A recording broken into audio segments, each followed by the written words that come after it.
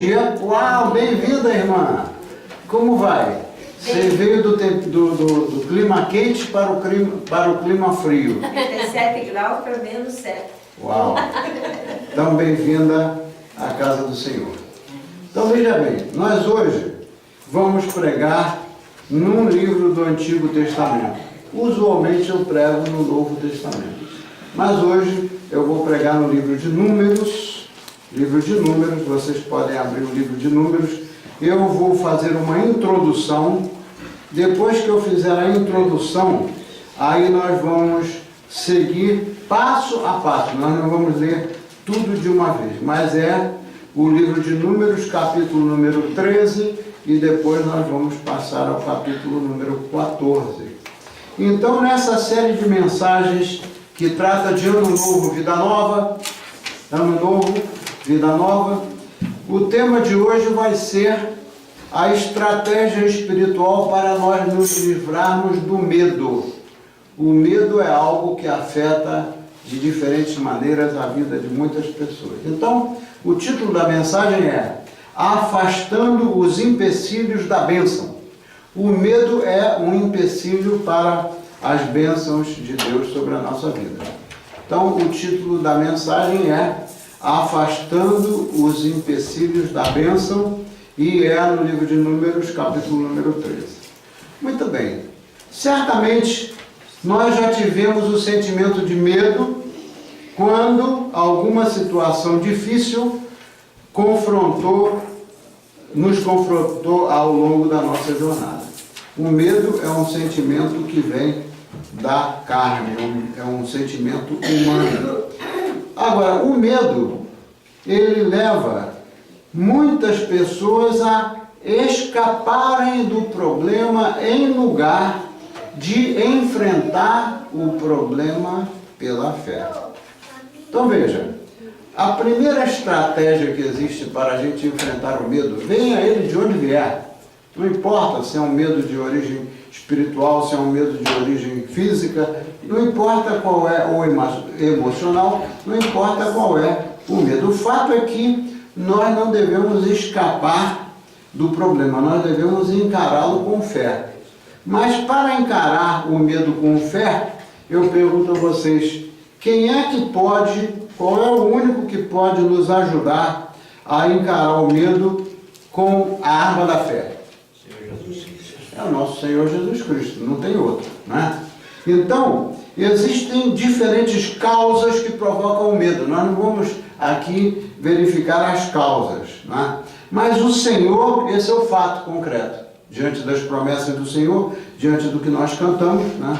Mas o Senhor Deus é quem nos livra de todo o medo. Isso está escrito na Bíblia. Ele não diz, olha, eu vou te livrar do medo psicológico, eu vou te livrar do medo espiritual. Não, o Senhor é aquele que nos livra de todo o medo. Mas para isso é preciso que a gente creia e então que a gente caminhe pela fé e não pelas circunstâncias que a gente vê. Porque as circunstâncias da vida são as que ameaçam a gente todo dia.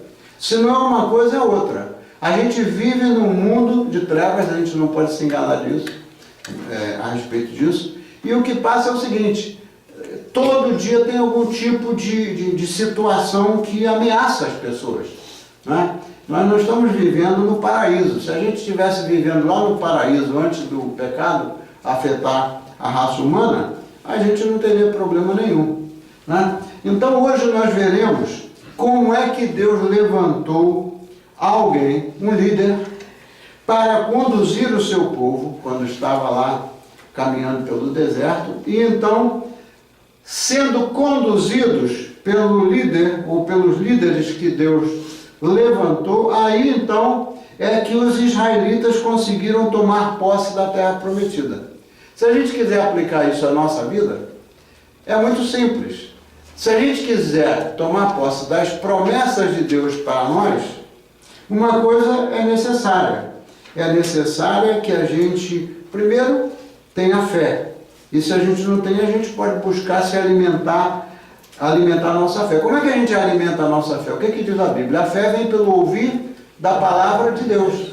A fé não vem pelo ouvir de um bom discurso, vem pelo ouvir da palavra de Deus. Então, o que aconteceu é o seguinte: os israelitas já tinham sido libertados lá da escravidão de Faraó, mas quando eles foram conduzidos pelo deserto, a atitude deles não foi a atitude que era de se esperar. Mas eles eram pecadores, tal como nós somos pecadores. Então, a situação deles é que eles estavam correndo o risco de não entrar na terra prometida porque estavam em rebelião contra o líder. Isso é uma coisa muito importante a gente aplicar na vida prática, né?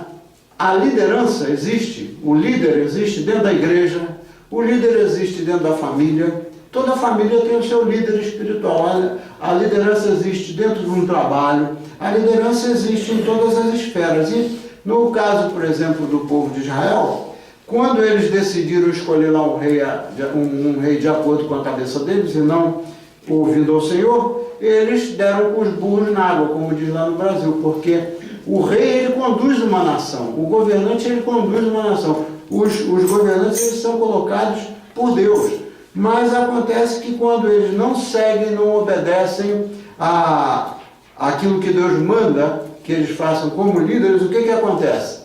Eles acabam, a falta de obediência do líder acaba contaminando toda a nação. A gente vê o que aconteceu no Brasil há muitos anos, que vem acontecendo esse problema. Então, o que nós vamos ver hoje é muito importante. E a primeira pergunta é essa: o que nós vemos inicialmente no capítulo 3 do livro de Números, no capítulo 13 do livro de Números? Nós vamos caminhar devagarinho, pouco a pouco. Primeiramente, nós vemos a ordem de Deus a quem? A Moisés. Moisés foi levantado como líder para conduzir o povo de Deus. A igreja do Senhor, ele levanta líderes para conduzir o povo de Deus. Então, na família, o Senhor levanta líderes para conduzir a família. Isso é o modelo de Deus. Muito bem, então vamos ver inicialmente o que estava lá a respeito da ordem que Deus deu a Moisés. Muito bem. A palavra do Senhor diz assim: e falou o Senhor a Moisés, dizendo: envia homens que espiem a terra de Canaã, que eu hei de dar aos filhos de Israel. De cada tribo de seus pais enviareis um homem, sendo cada qual líder entre eles. E enviou-os Moisés do deserto de Parã, segundo o dito do Senhor. E todos aqueles homens eram cabeças dos filhos de Israel. Vocês sabem que o povo de Israel era dividido em tribos e tinham os seus líderes. Então, a figura do líder na condução do povo de Deus é importante, como a gente vê aqui. Muito bem. Segundo passo da nossa caminhada de hoje. Agora vejamos a obediência de Moisés ao Senhor em Números 13, 17 ao 21, que diz o seguinte: a obediência de Moisés. Então diz assim: enviou-os, pois, Moisés a espiar a terra de Canaã e disse-lhes: vá por aqui para a banda do sul e subi a montanha, e vede o que a terra é, e o povo que nela habita, se é forte ou fraco, se é pouco ou se é muito, e qual é a terra em que habita, se é boa ou se é má, e quais são as cidades em que habita, se se trata de arraiais ou se eles habitam em fortalezas. Então continua dizendo aqui: também qual é a terra, se é grossa ou magra, ou seja, se é uma terra produtiva ou improdutiva, se nela há árvores ou não, e esforçai-vos e tomai do fruto da terra. E eram aqueles dias os dias das primícias das uvas. Assim, eles subiram e fizeram o quê? Espiaram a terra. Ou seja, primeiro passo, eles seguiram o que Deus tinha falado para Moisés e o que Moisés estava determinando a eles fazerem. Aí vem o terceiro passo. O que é lindo na palavra de Deus é que a coisa vai passo a passo. Então, vamos ver, quando eles voltaram, qual foi o relato dos espias, né, que foram lá visitar a terra, E quais eram as suas opiniões? As suas opiniões eram diferentes. Eles não estavam dentro do mesmo espírito, dentro do mesmo sentir. Começa o problema aí, eles não estavam sintonizados no Espírito de Deus. Então diz aqui, nos versículos 25 ao 28, diz assim: depois voltaram a espiar a terra, ao fim de 40 dias, e caminharam e vieram a Moisés e a Arão, e a toda a congregação dos filhos de Israel, no deserto de Parã, a Cádiz, e deram-lhes conta a eles e a toda a congregação. Ou seja, fizeram um relato para eles e para toda a congregação, e mostraram-lhes o fruto da terra, que foi a uva que eles trouxeram de lá. E aí eles, os espias, lhe disseram: fomos à terra a que nos enviastes, e verdadeiramente mana leite e mel, e este é o fruto. Aí é que começa a coisa a desviar do foco, quando diz assim: o povo, porém, olha a percepção equivocada deles, o povo, porém, que habita nesta terra é poderoso, e as cidades fortes, e eles são muito grandes. Começaram a ver o lado o quê? O lado negativo das coisas. Isso aí é uma coisa que a gente deve se prevenir para a gente não ver o lado negativo das coisas que acontecem na nossa vida.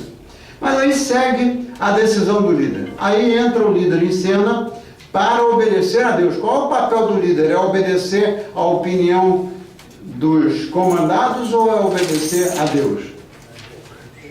Um líder, qual é o papel dele? Se o líder obedece o que todo mundo quer, esse líder está fazendo alguma coisa boa?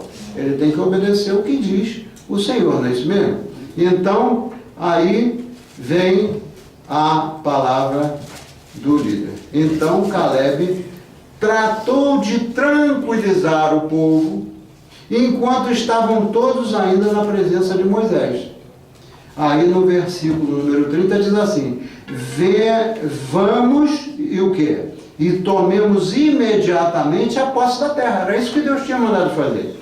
Tomemos imediatamente a posse da terra, a posse da bênção, com toda a confiança, porque seremos bem capazes de a conquistar. Será que isso aí, essa visão positiva de ir lá e tomar posse com confiança, será que essa visão batia com a maioria dos espias, ou era a maioria dos espias estavam vendo o lado negativo da coisa?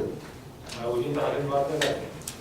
Os espias estavam com uma opinião absolutamente distorcida em relação ao que Deus tinha mandado. Se Deus manda fazer alguma coisa, é o que Deus manda fazer, e não o que um ou outro líder lá achava, né? Mas ainda assim, os espias tentaram dificultar. Vê só, há pessoas no mundo, e lá no povo de Israel aconteceu isso, eles tentaram dificultar com a sua opinião negativa. O que diz o versículo 31? Olha só o que diz o versículo 31. Porém, os homens que com ele subiram disseram: não poderemos subir contra aquele povo, porque é mais forte do que nós. Será que tem cabimento isso? Isso era a percepção do que eles estavam vendo. Mas Deus tinha mandado eles irem lá tomar posse da terra. Aí eles virem e dizerem assim: não podemos subir contra aquele povo porque é mais forte do que nós. Isso é falta de quê? É falta de fé. É falta de fé, porque quando Deus manda a gente fazer uma coisa, a gente tem que caminhar não pelo que a gente vê, mas pela fé. Então, aí vem a palavra firme dos líderes, no capítulo 14, versículos 5 ao 9. Qual é a palavra firme dos líderes, que o papel do líder é orientar? Então Moisés e Arão caíram sobre os seus rostos perante todo o ajuntamento dos filhos de Israel.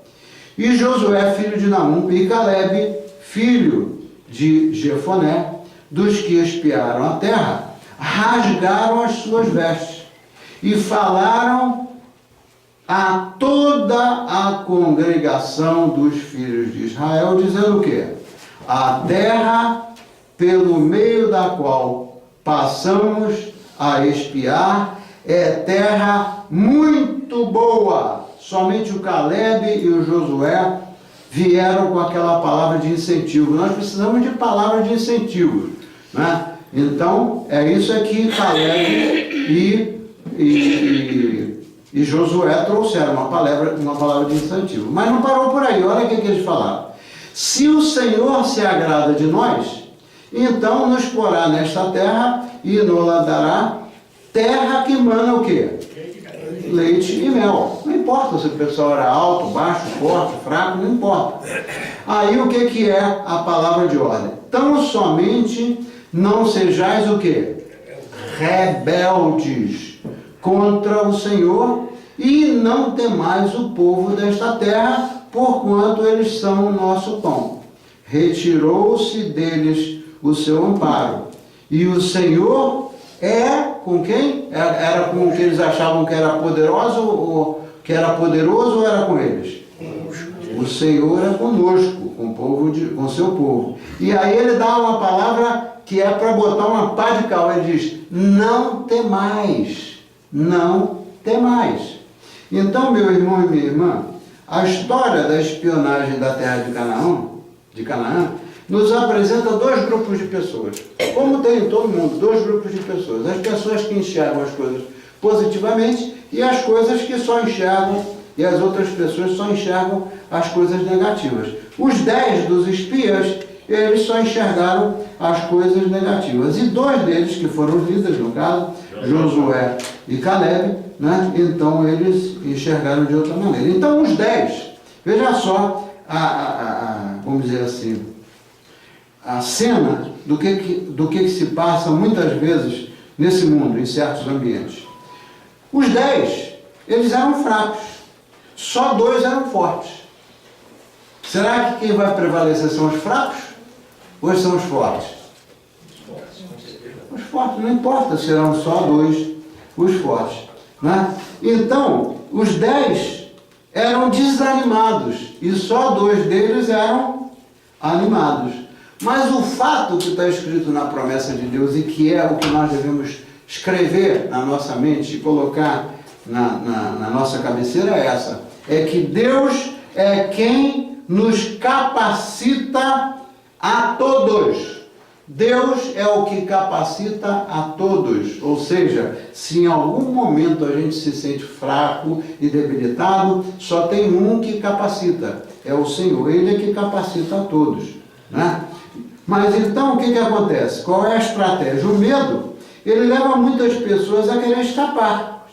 Mas escapar de uma situação adversa não vai levar a lugar nenhum, vai levar a um buraco maior. Mas a fé, isso sim é que nos levanta, né? Então eu estava compartilhando com o pessoal lá na prisão na quinta-feira, estava compartilhando com eles um negócio que eu não vou compartilhar aqui agora, a não ser no estudo bíblico da quarta-feira, que nós vamos aprofundar esse tema, né?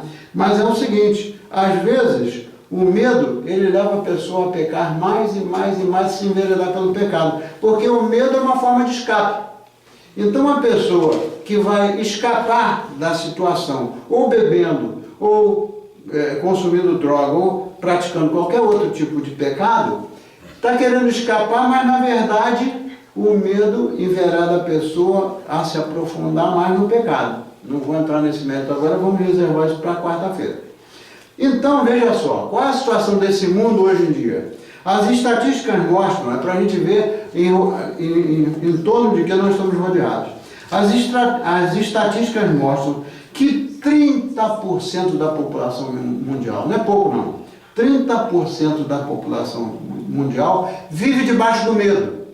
Ou amedrontada por causa de guerra, ou amedrontada por causa das incertezas da vida, amedrontada seja pelo que for, são 30% das pessoas desse mundo inteiro que vivem debaixo do medo. Mas o fato é o seguinte, para nós que cremos, o medo não pode ser bem-vindo, a gente não deve aceitar o medo de uma maneira passiva, né?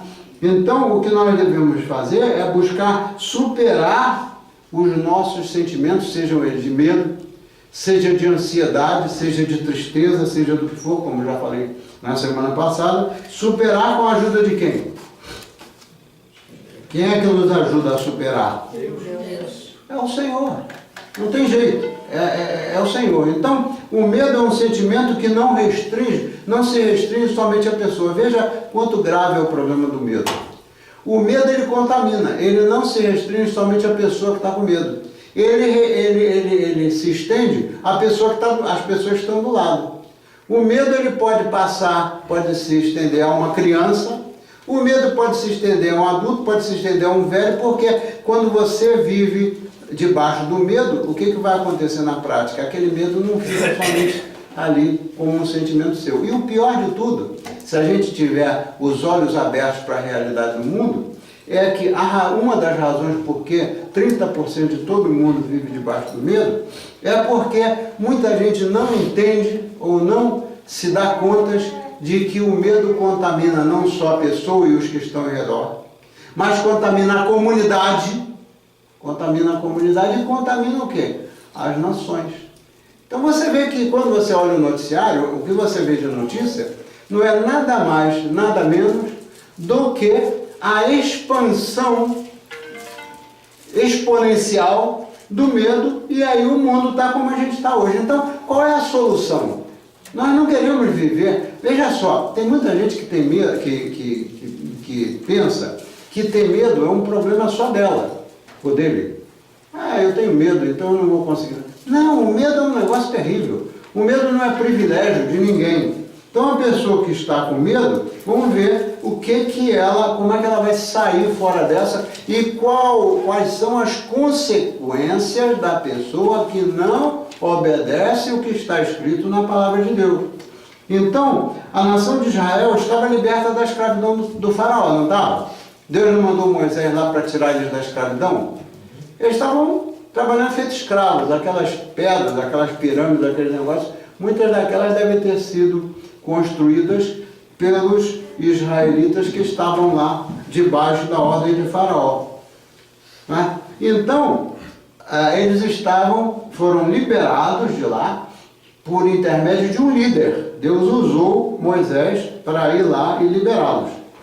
Liberá-los de quê? Liberá-los da escravidão. O plano de Deus não é para que a gente esteja escravo de nada. Então, o que acontece na prática? Eles foram conduzidos por meio de Moisés, mas na verdade a poderosa mão ali não era de Moisés. A poderosa mão que os libertou era a mão do Senhor. E eu não preciso de voltar ao assunto, porque vocês já sabem, quando chegou lá para atravessar o Mar Vermelho, será que eles estavam com uma grande possibilidade do exército de Faraó vir e engoli-los? Eles não tinham essa possibilidade. O exército de Faraó estava atrás deles para segurá-los. Mas, o que acontece? Deus abriu o Mar Vermelho e eles atravessaram um mar profundo em terra seca, não é isso mesmo? Então, por que isso aconteceu? Por causa das promessas de Deus. Veja bem, quando Deus liberta a gente, Ele não liberta mais ou menos, ou não liberta por um mês, ou por 2 meses, ou por 3 meses. Quando a gente toma um remédio, o remédio pode fazer efeito durante o período. Mas um remédio ele pode amenizar, ele pode ajudar, mas ele não resolve definitivamente o problema do ser humano. O maior problema do ser humano, né, é a resistência à graça de Deus. Então, vejam só, o Senhor não deixou nenhum dia que eles morressem de fome. O que acontecia lá na jornada deles do deserto? O que acontecia? Tinha aquela nuvem que os protegia do sol forte, senão eles iam morrer debaixo do sol forte do deserto. Mas também o Senhor provia por milagre, provia a eles o quê? O maná, eles tinham que comer. Assim como o povo de Israel não morreu de fome nos 40 anos que eles ficaram rodando em círculo no deserto, se eles tivessem fé e não fossem murmurantes, e não fossem, e não considerassem Moisés como eles consideraram, porque chegou um determinado momento, veja bem, chegou um determinado momento que eles viraram para Moisés e disseram assim: escuta, por que você tirou a gente de lá? Lá debaixo da escravidão do faraó a gente estava muito melhor. Será que isso aí agrada a Deus? Será que isso aí agradou a Deus? Jamais agrada a Deus, porque na percepção daquele povo que estava resistindo à graça de Deus, o que eles chegaram ao absurdo de pensar e que melhor seria que o Moisés não tivesse tirado eles de lá. Então aí é que nós temos que prestar atenção, porque eles foram ingratos com o seu líder, foram ingratos com Moisés. Em lugar de reconhecer o valor, a dedicação do Moisés, eles não, ainda disseram um desaforo para Moisés. Então, a misericórdia de Deus e a ingratidão do povo é um negócio que ainda acontece no mundo até o dia de hoje. Não só aconteceu lá, naquela época não, acontece até o dia de hoje. Então, é muito importante a gente observar que Moisés, isso é outra coisa importante, veja bem, é muito importante a gente observar, e não está escrito em lugar nenhum do livro de Números, seja no capítulo 13, seja no capítulo 14, não está escrito em lugar nenhum que o Moisés pediu que eles trouxessem a opinião deles. O que o Moisés fez? Mandou eles lá para observar, espiar e trazer um relatório de como era a terra. Né? Moisés não pediu a eles, escuta, então vocês me dão a opinião de vocês para ver o que vocês acham, se a gente deve ir lá tomar posse da bênção ou se a gente não deve ir lá. Esse foi o problema. Eles se arvoraram a dar a opinião deles. O que aqueles 10 disseram? Aquele povo lá é muito forte, a gente não vai conseguir tomar posse da terra porque não temos como lutar contra eles. Isso é falta de quê? Falta de fé. Ou a gente acredita nas promessas do Senhor, ou então a gente vai ficar andando como eles andaram 40 anos em redor do deserto. Eles podiam ter atravessado aquela rota e tomado a posse da terra prometida muito mais cedo do que fizeram. Isso é o que acontece na vida de muita gente. Tem gente que fica rodando em círculo, insistindo em uma porção de coisas e não obedecem à palavra de Deus, resistem à palavra de Deus. Então, às vezes a gente sofre, sabe por quê? Por causa da nossa desobediência e da nossa rebelião. Foi o que aconteceu lá. E aconteceu, se você pode ver o seguinte, olha, quem gosta de história, busque ver na história como é que os impérios, aqueles impérios que foram fortes na história, como eles cresceram e depois como eles acabaram. Né? Veja depois o que aconteceu por voltarem as costas para Deus. Né?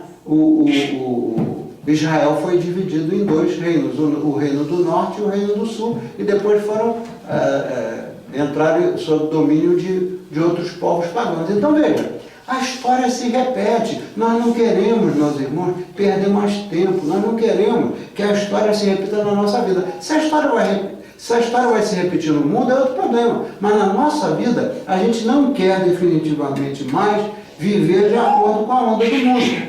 Então, o que acontece? Hoje, a incredulidade gera o medo, enquanto que a fé é que gera a vitória. Jamais que a incredulidade vai nos levar a ter vitória. O que nos leva a ter vitória são as promessas do Senhor.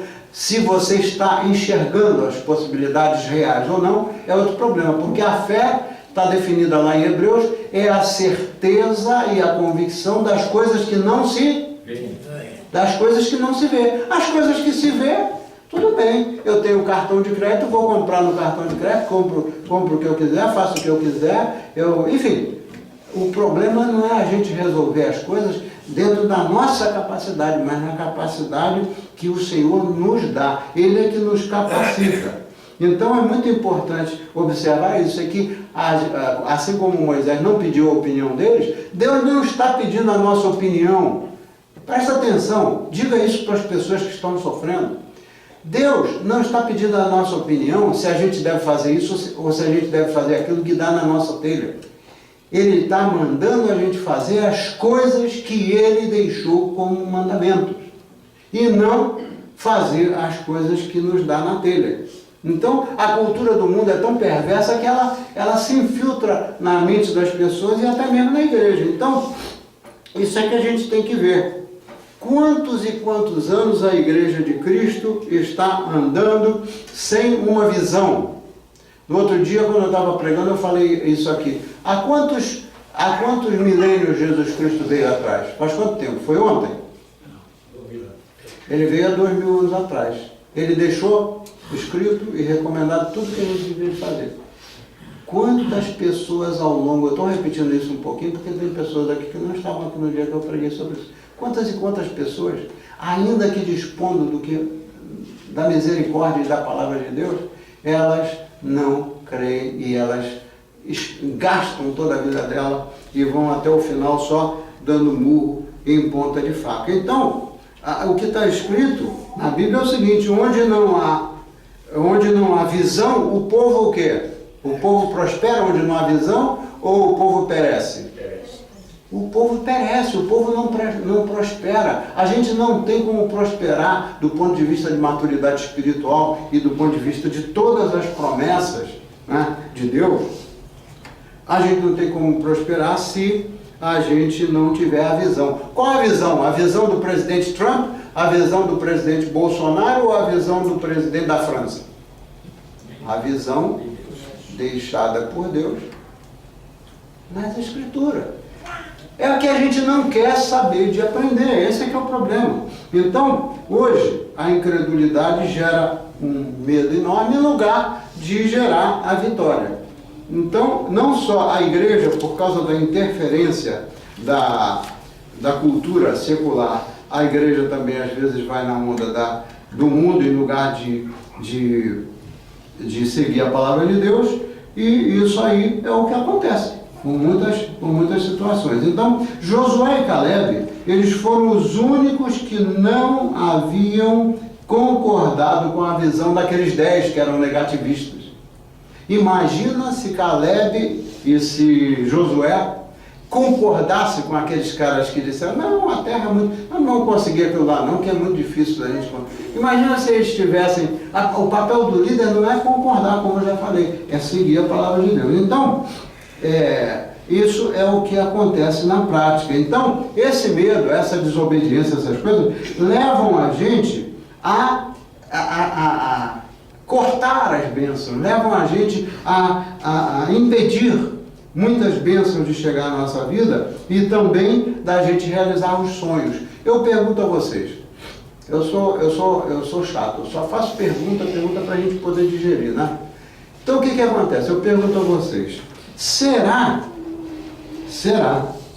que é possível a gente realizar os nossos sonhos? Todos nós temos sonhos, não tem?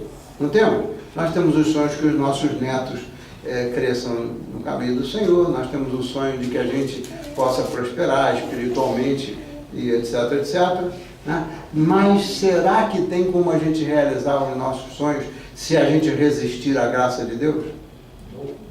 Não tem, é perda de tempo. É perda de tempo. Todas as vezes que a gente entra na onda do mundo, a gente está perdendo tempo, porque não tem como realizar. Primeiro porque a Bíblia diz que a nós cabe a gente formar os nossos projetos, fazer os nossos projetos. Mas a gente deve submeter a quem? Submeter ao Senhor. Por que razão? Porque Ele é que sabe o que é o melhor para nós. Não somos nós. Então, esse negócio de negativismo é terrível. E cada dia que passa nesse mundo, a gente vê que a gente só se sobrepõe, ou só supera as coisas ruins que acontecem, o medo, a ansiedade, tudo que possa acontecer, a gente só consegue superar de maneira sobrenatural. Você pode pegar um super-homem, você pode pegar o que você quiser, você pode juntar os cientistas mais preparados desse mundo, que eles nunca vão dar a solução que a humanidade precisa. Então, para nós realizarmos os nossos sonhos, nós precisamos de entender que nós dependemos do poder sobrenatural de Deus e viver dia após dia pelos milagres do Senhor. Obrigado, irmão. Então, esse é que é o assunto. Negativismo, vamos eliminar os negativismos da nossa vida. Então, sob a convicção da fé, é que a luz de Deus vem à nossa mente, é que o poder de Deus nos leva a discernir o que Deus quer para nós. E aí vem a certeza da vitória, porque quem é que me prometeu que eu ia ser uma pessoa bem-sucedida? Foi o meu pai?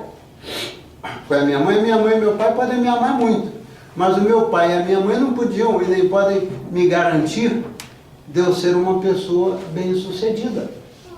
Então, aquele que realmente nos ama e que nos capacita é o Senhor. Muito bem. Então, isso é que é o ponto crucial, é que a gente só tem a certeza da vitória quando a gente busca o poder sobrenatural de Deus, que foi o que Josué e Caleb fizeram. O que aconteceu com toda aquela gente que saiu de lá, da escravidão do faraó? Será que todos eles entraram na terra prometida? Não, morreram todos. Veja só, somente os descendentes dele, nenhum daqueles que saiu de lá, que foi libertado por Deus e ficou caminhando em círculo no deserto, nenhum deles entrou nas bênçãos. Então nós temos que ser espertos. Então, com certeza você poderia me perguntar, pastor, com um desafio dessa ordem para a gente viver, né? Com um desafio que a gente deve enfrentar, né? Será que nós precisamos somente de líderes fortes? Um líder fraco não leva o povo de Deus a lugar nenhum. Mas será que nós precisamos somente de um líder forte ou nós precisamos de alguém mais por trás do líder forte? Precisamos do Senhor. Enquanto Moisés, eu fico imaginando, eles chegaram ao ponto de quererem apedrejar o Moisés. Você vê que coisa absurda. Lê depois essa parte toda aí da Bíblia, do livro de Números, vocês vão ver. Um líder, um cara que se dedicou na vida dele a conduzir o povo e explicar ao povo como é que deveria conduzir, etc. E se conduzir, e se comportar. Chegou um momento que os caras lá que eram negativistas queriam apedrejá-lo. Então, a gente precisa de ver que Josué e Caleb, eles conduziram o povo de Deus de volta à fé. E lhes deram uma palavra de ordem. Olha a palavra de ordem de Caleb e de Josué. Está lá em capítulo 14, verso 10. Mas a única reação do povo, vê só. Mas a única reação do povo foi falar em apedrejar os dois. Então, meus irmãos, esta é uma questão que nós precisamos de refletir profundamente na nossa vida.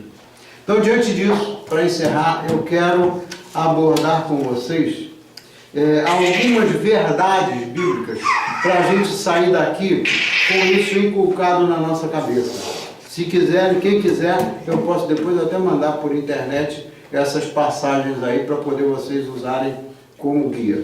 Muito bem. Primeira verdade. O medo é um fato da vida. O medo é um fato da vida. Sentir medo não é pecado. Vocês acham que sentir medo é pecado? Sentir medo não é pecado. É um sentimento comum do ser humano. Entretanto, é preciso trabalhar a nossa mente e os nossos pensamentos em oração. Trabalhar em oração, de modo que o medo não tome conta da nossa vida e transforme a nossa vida num desastre. O medo pode levar a vida de uma pessoa a um desastre fatal. A segunda verdade é o seguinte: o medo distorce a realidade. O medo deteve aquela nação por 40 anos rodeando, né? E vagando pelo deserto. Vê o que o medo gerou para eles. Né? Somente a geração seguinte pôde desfrutar da promessa de Deus. Terceira verdade: o medo distorce as expectativas. Quanto tempo nós gastamos dando vazão à nossa imaginação e arquitetando fatos irreais e talvez improváveis? Quantas vezes a gente perde tempo queimando a cabeça? Então eu vou fazer isso, eu vou fazer aquilo. Então não deu certo assim, eu vou sair por aqui, vou fazer assado, etc, etc. Quantas vezes a gente perdeu tempo e ficou com medo de coisas que, na verdade, nem vão acontecer. A desgraça não vai acontecer se a gente estiver na mão de Deus. Então tem uma opção de gente que bota na cabeça coisa tão negativa que fica pensando na desgraça. Bom, eu até uma vez, agora eu não me lembro quem foi, mas há muito tempo atrás eu ouvi uma pessoa dizer: ah, não tem jeito mesmo, eu quero mais é morrer. Você imagina, será que isso é uma atitude de fé? Será que é uma atitude de alguém que busca o Senhor? A outra coisa é que o medo torna a nossa vida muito árida. Eles ficaram caminhando no deserto, então o que eles fizeram? Não construíram casas, podiam ter ganhado tempo para se estabelecer, não semearam, eles não fincaram raízes, ou seja, eles não se estabeleceram, ficaram como errantes pelo deserto para lá e para cá. Então, o medo provoca uma vida muito árida. Então, só foram espectadores dos que morreram. Quantos dos familiares deles morreram no deserto ao longo da jornada? E, número 5, o medo faz perder a visão de Deus. Uma pessoa que deixa o medo controlar a sua mente, ela perde a visão de Deus.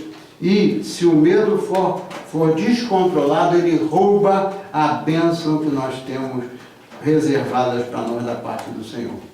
Então a pergunta é essa: você pode neste momento pensar, e eu posso nesse momento pensar, quais são os gigantes da nossa vida?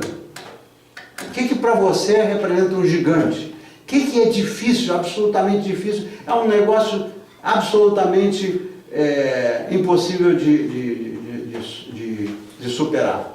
Pense nisso essa semana e ore ao Senhor. Senhor, abre a minha mente. Qual é verdadeiramente o gigante da minha vida? O que está me impedindo de eu usufruir das bênçãos? E o Senhor, o Espírito Santo, vai abrir a sua mente. Isso é o processo de cura espiritual, que nós já falamos várias vezes. A gente tem que buscar a cura espiritual. Estava um gigante, que o Davi era um cara muito forte. Ele enfrentou a quem? Ele enfrentou a quem? O gigante, o Golias. No entanto, uma pedrinha que ele acertou lá na cabeça do Golias derrubou o gigante. Isso é a realidade espiritual da vida da gente. Vamos ver qual é o gigante da nossa vida.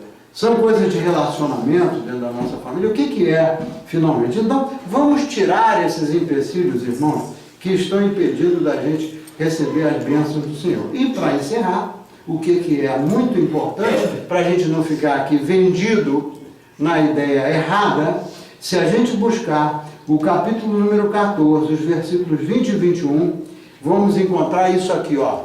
Ver qual foi a consequência para aqueles que queriam desencaminhar o povo para não crerem na promessa de Deus. Olha só como é que tudo que a gente faz tem consequência. O que eles fizeram tiveram consequência. Teve consequência. O que está escrito? Então o Senhor disse, para encerrar: está bem, vou perdoar este povo como você pediu, porque o Moisés pediu a Deus que perdoasse o povo. Mas aí olha o que Deus diz: mas prometo pelo meu próprio nome que, como é tão certo que toda a terra será cheia da minha glória, também é certo que estes homens, se referindo aos que resistem à graça de Deus e às bênçãos, também é certo que esses homens que viram os sinais que fiz no Egito e no deserto, e 10 vezes, veja só, 10 vezes se recusaram a confiar em mim e obedecer a minha voz, não verão o quê? A terra prometida. Então, todas as nossas atitudes têm um resultado. Nós temos livre-arbítrio, já falamos também isso umas 3.000 vezes. Temos livre-arbítrio, mas não é porque Deus deu a gente o livre-arbítrio que qualquer coisa que a gente fizer não vai dar em nada. Então, é isso, meu irmão. Tira dessa passagem, tira de tudo que eu falei na semana passada. Se quiserem rever lá o vídeo, revejam, coloquem junto o que eu tenho pregado, porque é uma coisa sequência da outra. E aí vocês vão naquilo que está prometido. Não temas, o que o Senhor disse? Não temas por quê? Porque o Senhor está com quem? Com aqueles que resistiram? Nós. não temas porque o Senhor está conosco. Amém? Então, busquemos a misericórdia de Deus e busquemos não resistir ao amor do Senhor. Amém? Quem que quer orar? Eu gostaria que alguém orasse para encerrar. Gostaria que alguém orasse para encerrar. Pai querido e amado, aqui na Tua presença, o Teu povo nessa manhã, Senhor, após ouvir a Tua palavra, a virtude da Tua palavra, Senhor, que encheu o nosso coração, que nos trouxe conforto de fé, que nos trouxe mais uma oportunidade, Senhor, de sermos cada dia mais fiéis e tementes a Ti, Pai. Sabemos que Tu está conosco, Senhor, que Tu nos guia, que é Tu que nos protege, meu Pai, e que sem Ti nada podemos fazer. Nós te agradecemos nessa manhã, Senhor, por esse culto abençoado que Tu nos trouxe aqui, pelos louvores que ofertamos a Ti, Pai, pela virtude da Tua palavra, Senhor. Queremos Te pedir e agradecer também que Tu nos leve em paz, que nos dê uma semana próspera e que a Tua palavra que hoje foi ministrada, ela possa entrar em nosso coração com confiança, lembrando sempre que Tu estás à frente de todas as coisas. Te agradecemos por tudo, Senhor, no nome do Teu Filho amado, Jesus de Nazaré, que é Deus contigo, que contigo vive e reina para sempre. Amém. Amém. Amém. Irmão João, então vamos exercer o nosso privilégio de entregar os nossos dízimos e as nossas ofertas e hoje